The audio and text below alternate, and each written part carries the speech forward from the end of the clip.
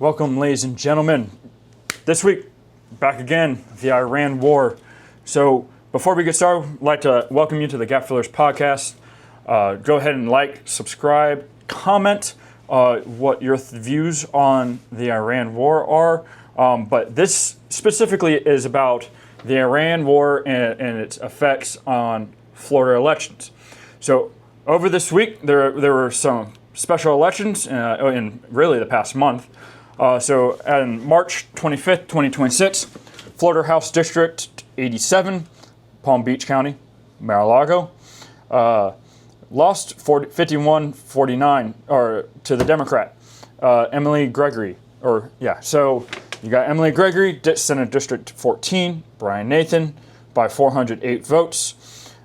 These are all heavy Republicans. Trump won them by 11 and 7 respectively.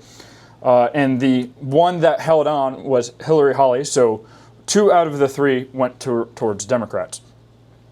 So obviously this one was in Polk County, which is heavily Republican anyways. And then there was several in the past week, or in the past month rather, the Boca Raton mayor race, again, really close to Trump, but you lost by 5 votes. And so Boca Raton has a Democrat mayor, because municipal elections are weird like that. And then you also have the mayor of Miami in December also went to the Democrat. First time in 30 years.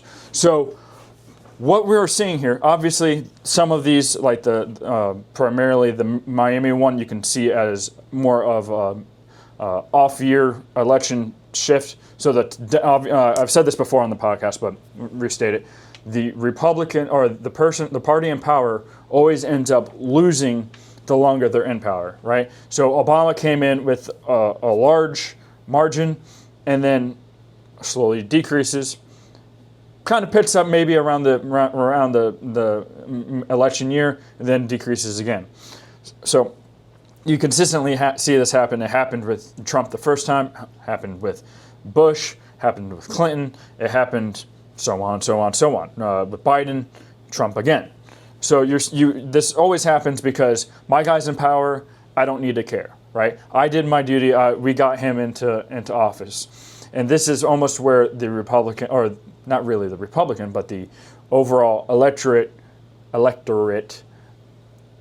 kind of loses focus, right? Because we have a representative republic, and what happens is it's impossible to pay attention all the time. And so the off years especially are always the party in power has the most motivation to get back in power, right? So that's number one. Number two, you can really see this as a huge blowback though against the Iran conflict. So they're not saying war, they're saying it's a conflict. They're saying it's not a war. Whatever it is, it's not a war. And there's nothing more dangerous than a president with low approval ratings, and you can almost see this shift exactly when the Epstein files became a thing, right? The Epstein, like Trump, I don't get why Trump backed away from it, because it kind of sees like he's complicit in it then, right? I've said that before.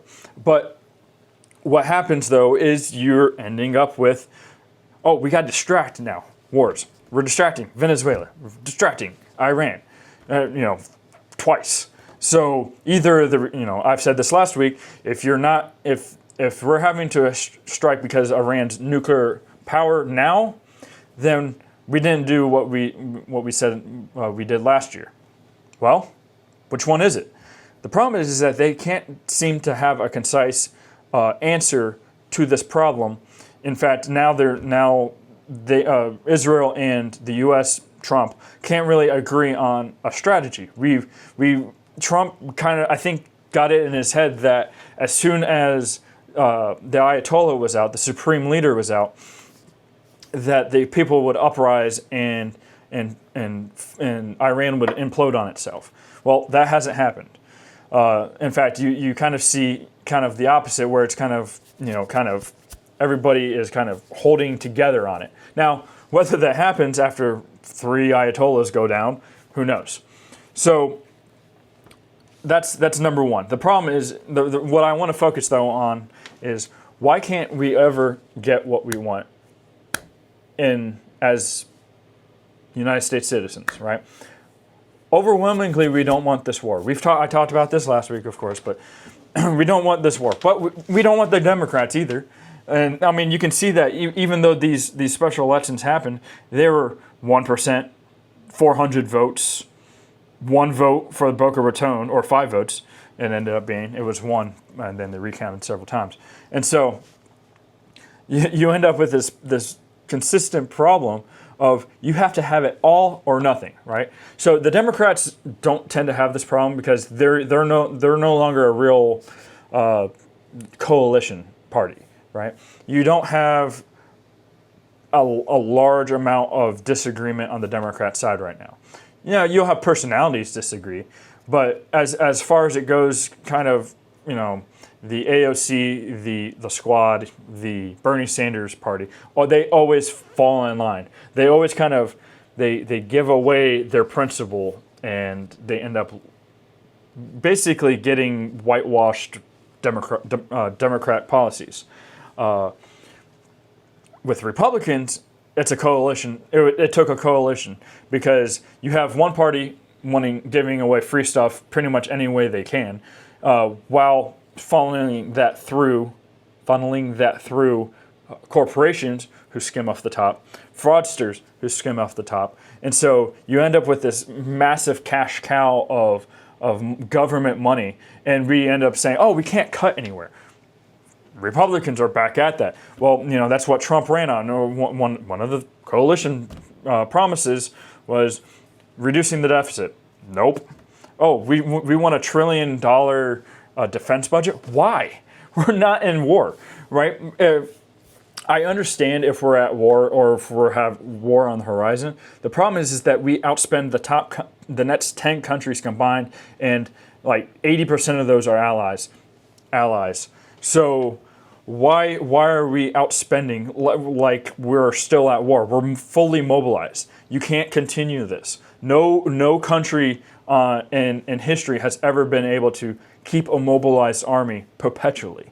You end up being, you know, what's the term? A hammer in search for a nail. And so after you hammer all the nails, put down the hammer.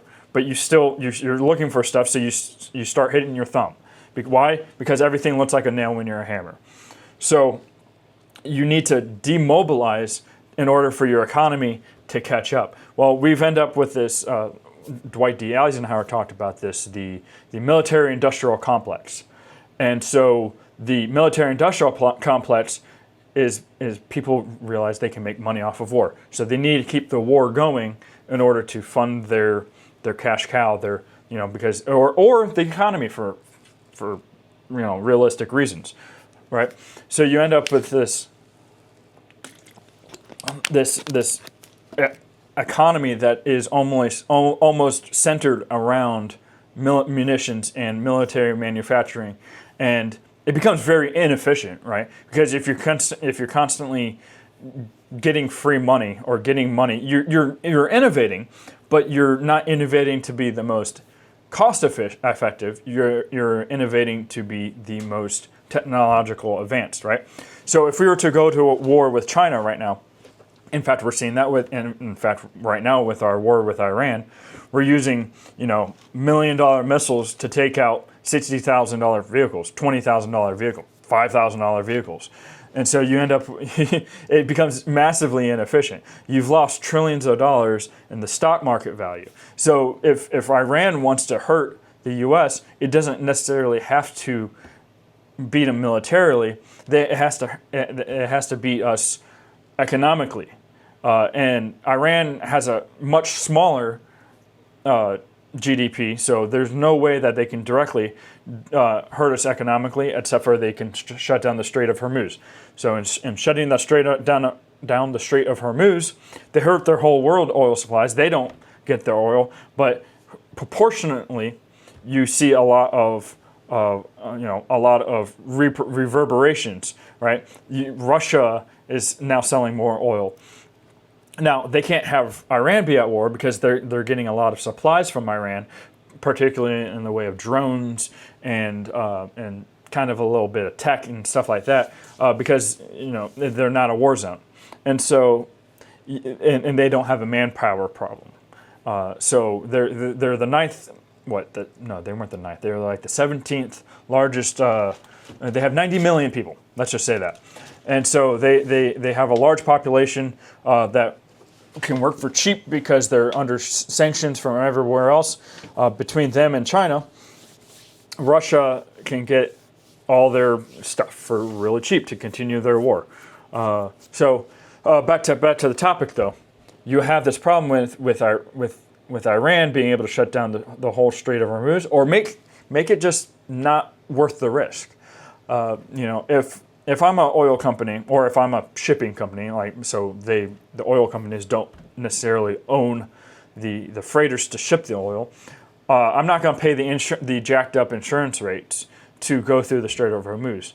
I'm going to sit there and maybe wait it out. The problem is that you can't wait it out forever. Even if Trump clears the Strait of Hormuz of mines and you're going to have a very congested and restricted area that may be not worth it. Now, Saudi Arabia thought ahead and has a pipeline to the Red Sea, which kind of helps them, but still an overwhelming majority of the oil produced in the world that doesn't go to the U.S. goes through the Strait of Hormuz, which is between Oman, UAE, and Iran. Good night. But why can't we get what we want? The majority of Americans, overwhelmingly, it was somewhere in the high 60s, didn't want war with Iran. So why risk it? Why go after it? Well, there's a faction in the Republican Party that loves war, right? They're considered neocons, right? Now, I have a lot of friends that and frankly family that wants to defend Israel. Fine. Is this the best way to do it? No. Turning it into a kinetic war is not the problem. It is not the way, and provoking the rest of the world is not the way to get what you need. If your goal is defense, if your goal is enforcing your power throughout the world, okay, but that's not what you say you want always, right? Nobody says we want to conquer the world, because conquering the world makes everybody against you. So fighting Iran makes no sense if your goal is defense of Israel. It makes sense only if your goal is to either destabilize the region, fund your American war, the military-industrial complex, or jack up oil prices, right? So, in fact, that's probably why we went into Venezuela. Anyways, so got all that. Why can't we get what we want as Americans? Because it's winner take all. If you have a third party in there, you get all of the Democrat or all of the Republican. You can't go, well, have a little bit a la carte. Ooh, I want a little bit of that. Little bit of fiscal. I want fiscal responsibility. I want a little bit of no war. I want you can't have an a la carte party, because you have one candidate on the Republicans and one candidate on the Democrats. Now, well, but what about primaries? That's the way to get around it. The primaries still don't work because you have money injected and special interest injected, and the whole reason why one of the reasons why the Republicans lost these special elections is because there's no motivation and there's no money behind it, right? So these are state house districts or state representative districts that end up having less money always. But if the Democrat can get his name out there more, the Republicans just don't know about it, because it's impossible for one big news agency Fox News, or one big news agency, CNN, to cover every single small little election that goes on. So, and that's assuming that most of the electorate is watching those.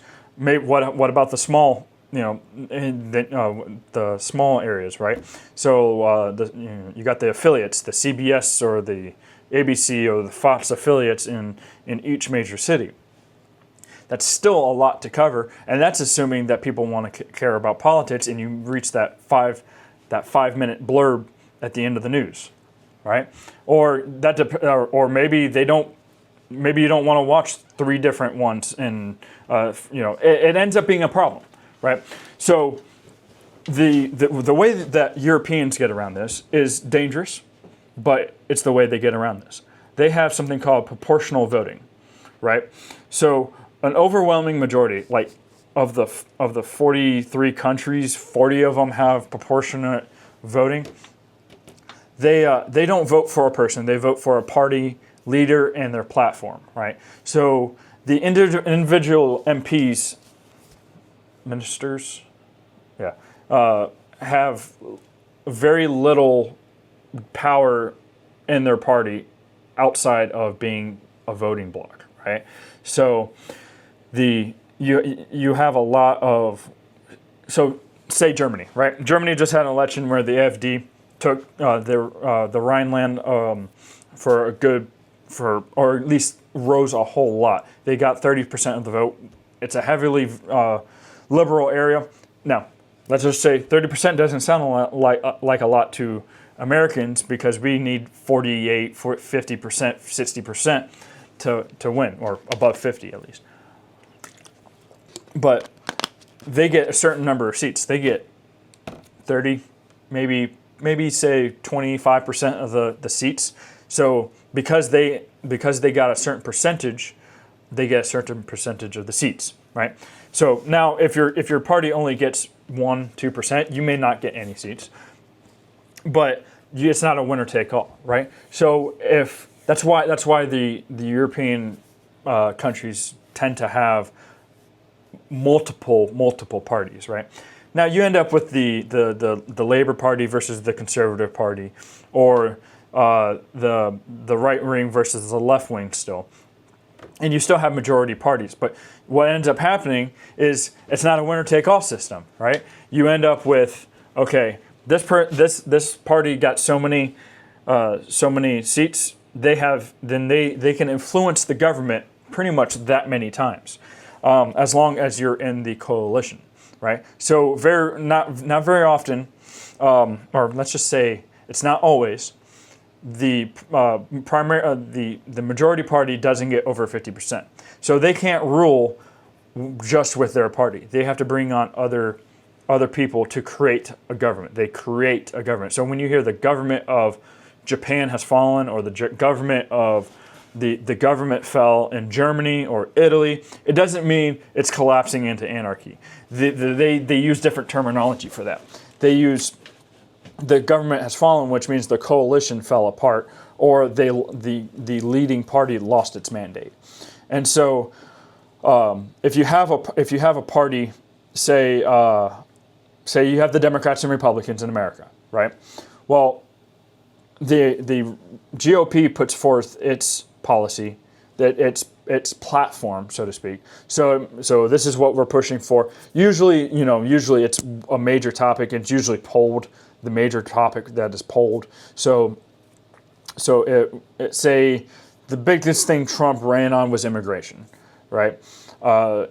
So Trump is anti-immigration, get the illegal immigrants out, drastically reduce legal immigration, stuff like that. Okay, so you got what Trump's main platform is, right?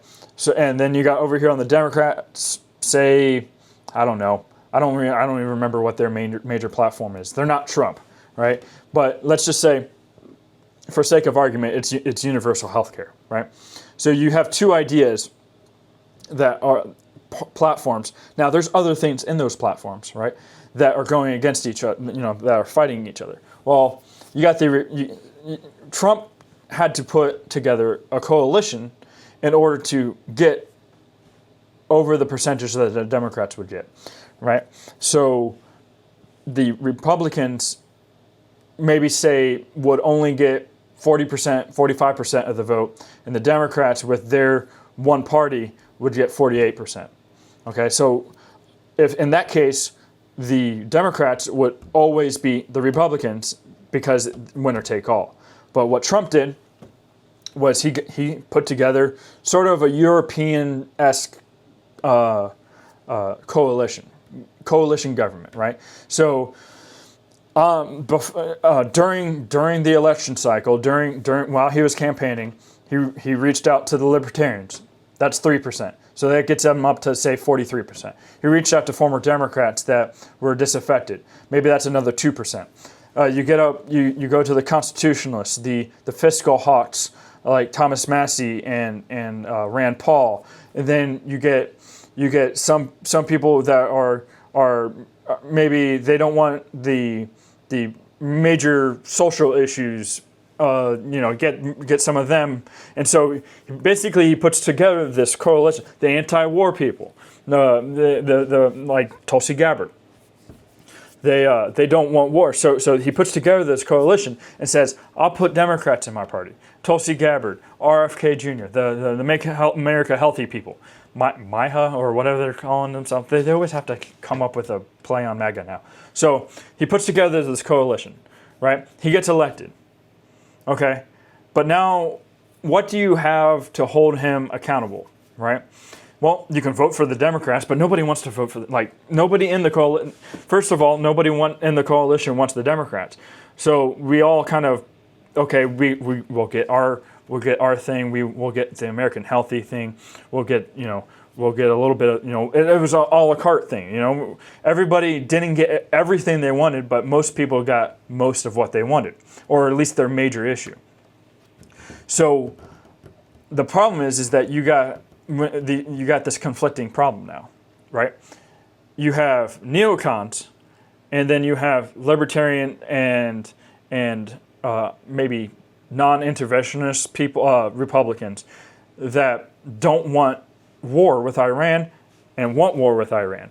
So you have this problem, and the problem is that the way the Europeans would go about this is that the anti-war people would pull out of the coalition if it violated enough of what, if they didn't get what they wanted enough, right?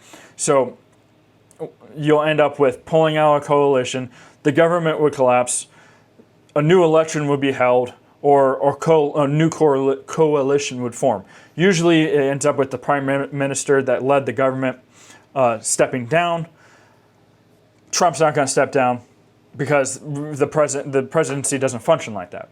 The problem is that what do we get though? Then we get all of the Democrats. We don't want all of the Democrats. We don't even want most of the Democrats. The coalition doesn't want all of the Democrats, but we don't want the war. But you don't have to lose 20% of the Republicans. You only have to lose 3%. You lose the 400 votes, or you disaffect. I just don't care anymore. You get the 400 votes. So you end up with these all or nothing deals all around the American system, right? Because we don't have proportional voting. Now, what it does is it keeps America fairly sane. The Nazi Party during the 1930s, from 1930 to 1933, consistently rose in popularity, and went from like 2% to 30%. Well, that's because, first of all, people can jump parties much easier. Well, I'm not going to vote for the Republicans. I'm going to vote for the Constitutionalists, or I'm going to vote for the Pirate Party, or whatever, literal party, by the way, or the Federalist, right? So there would be so many other places to vote for, that even if you don't like so and so government, you can always vote for so and so platform and not help and not get the opposite party, the most rejectable party. So that's the way that works. But you get something like the Nazi Party rising in 1933 due to disquiet and inflation and disquiet against the Treaty of Versailles and so many other. You get charismatic leader. You get so many things that the Nazi Party took power. Hitler took power with 33% of the vote. So what do we do? Well, some people are trying ranked choice voting, which is basically the least objectionable person, the person with the least objections to their name really gets the vote. So you rate you write 1 through 6, you get I want this top candidate. Okay, well if they get the least, they drop off. Then they go to the next one. Well, the next one drops off, and so until you get over 50% of the vote. But the problem is that then you end up with the Republicans and Democrats probably still, right? Instead of getting and not only that, it's easier to centralize money and power, right? So it's easy to funnel money to the Republicans or the Democrats as long as they have the one thing that you want, right? And so usually it comes down to corporatist power. All right, so I'm rich. I have $25,000. Well, I'll funnel money to their PAC, or I'll funnel money to the party, and in doing so, get what I want. Get my kickback. Get my $1 billion for the contract. $1 million for that contract. And basically it becomes a lobbying with money again. And so no matter how much you get money out of that, unless you're going to create a unified system, you're never gonna have a united government. You're never gonna have an ideal government. The thing that makes the American system the most ideal is not that it changes, like that. There was a movie that says, "Oh, the Constitution can change. That's what's greatest about it." No, that's just the populace is what makes it good. The problem is that what does it mean to be an American, right? It used to be white Anglo-Saxon Protestant. Okay, Irish Catholic. Okay, well. Now that you have the entire world in the U.S., what does it mean? I mean, you can have. I'm not saying I'm anti any one race, but if you have an in-group preference with if one group of people have a large in-group preference, like there was a guy in Bangladesh, a Bangladeshi immigrant in Virginia, pushing to ban assault weapons, what they call it, in Virginia. Well, why? Who are you to come to immigrate to America, and then have the balls to say, well, we don't, as a Bangladeshi, I don't want Virginians to have firearms. Who are you? You've been here for a total of 5 minutes. Mandani, been here longer than 5 minutes. Still, he has a large in-group preference to the Muslim community, to Islam. Totally not American, right? Not an American concept. So what does it mean to be an American? American, if you're just a free trade zone, is that what we are? I mean, then what it means to be an American is gonna go away if we don't stop it. We have to stop it now. The problem is that Trump, I don't know what Trump is doing. I honestly don't. Well, immigration, he pushes hard on immigration. He feels like he's getting blowback. Some advisors advising him about blowback from ICE. All right? If you don't go all the way, you're going to lose. If you do, we'll just do more. No, if you don't go all the way, if you don't reach the problem now, we've been at this problem for a very long time now. Since the beginning of the country, since the Civil War, since whatever historical guy wants to say is the time that we changed.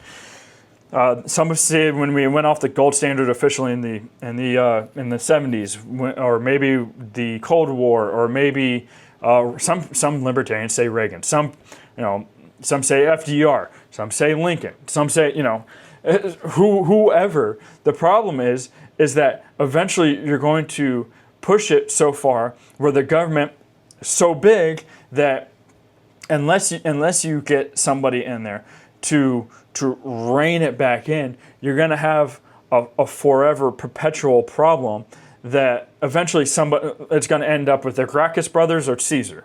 That's what you're going to end up with. You're going to end up with Bernie Sanders, or you're going to end up with, I don't know, Trump. I don't know who you would say would the Republicans would coalesce around and cement authoritarian power in, right? The Democrats have a known strategy. Covered it a couple podcasts ago. If you're still listening, go and you're interested in that one, go listen to that one about Saul Alinsky and the Cloward Piven strategy.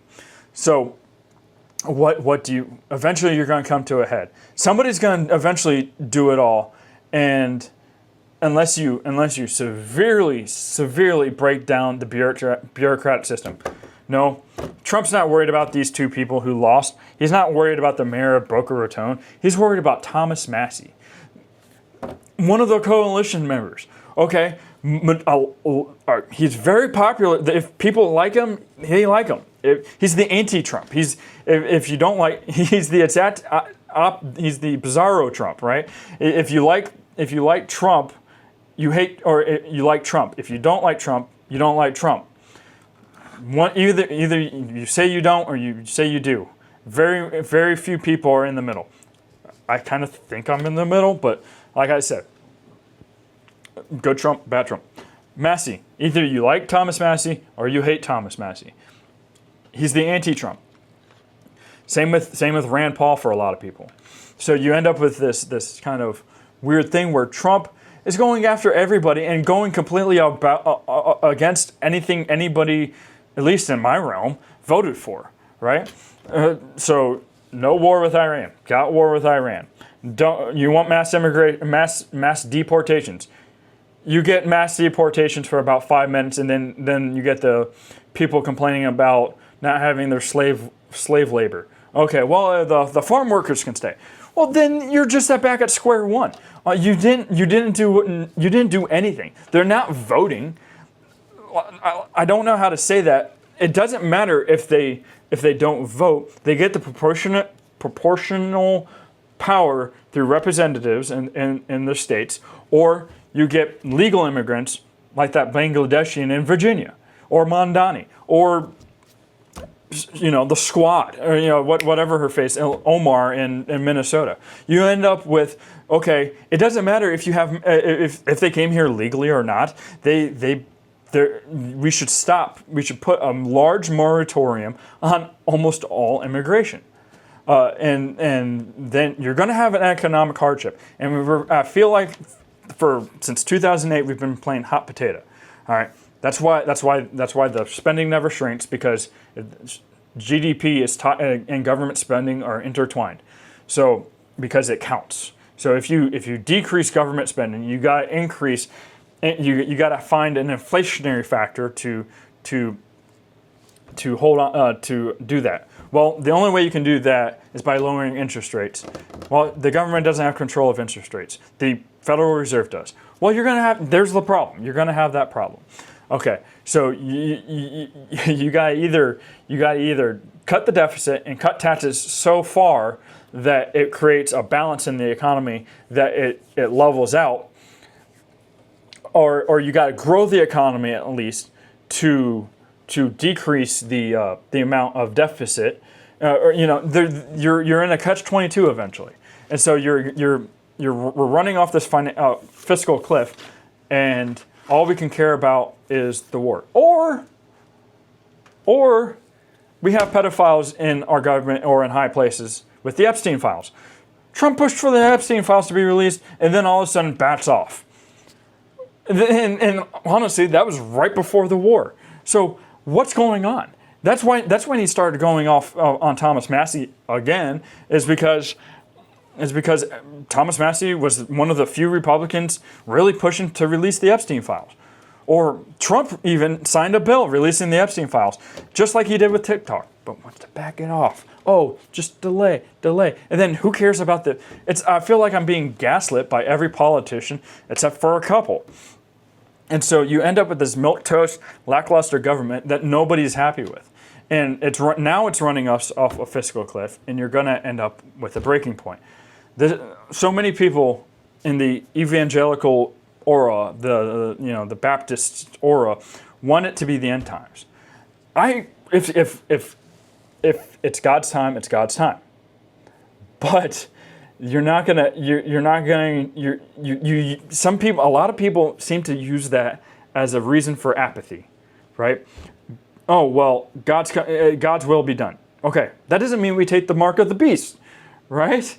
It doesn't mean we try to usher in the end times. Well, the U.S. isn't entered, so the U.S. collapses. Okay, if it's God's time for the U.S. to collapse, it will collapse. Yes, but that doesn't mean you try to egg it along, eat, drink, and be merry, for in the morrow we die. Right? You don't join in with Belteshazzar and Nebuchadnezzar. You don't join in with Ahab. You don't join in with what is it? Pick a rebellious character in the Bible, in the Old Testament. You don't join in. You push back. You fight back at any point that it's moral to. But we don't. We're constantly stuck in this. Oh, well, I can't do anything. I'm just lonely. Well, this is what this podcast is for.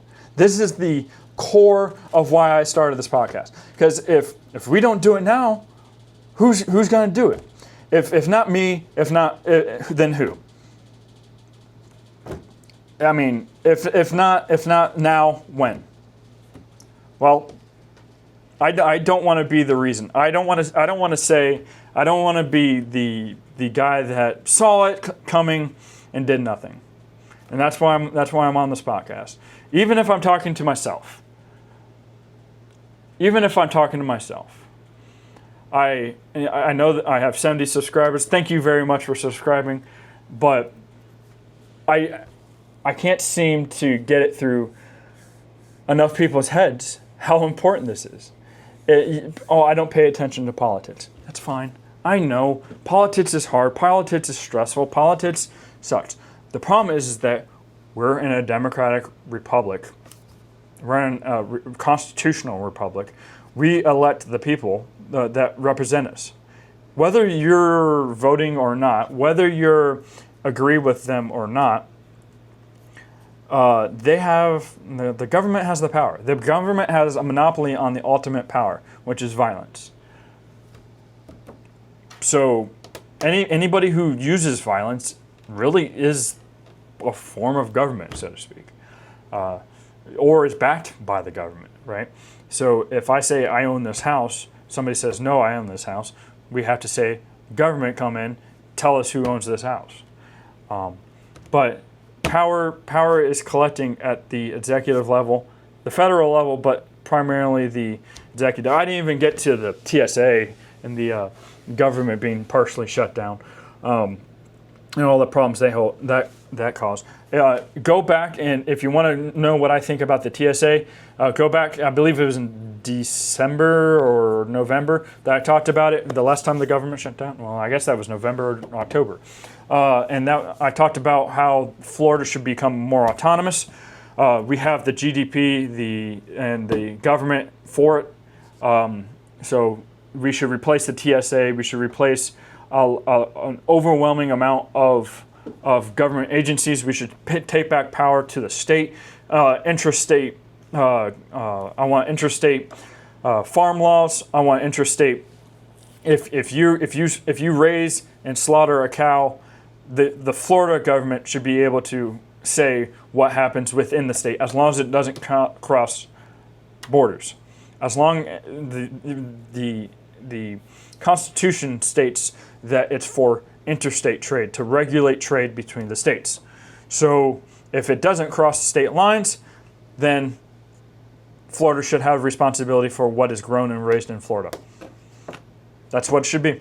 So, and only Florida should have a say in that. So, well, if you enjoyed this podcast, don't forget to like and subscribe, comment. Got a couple comments last week. That was very encouraging.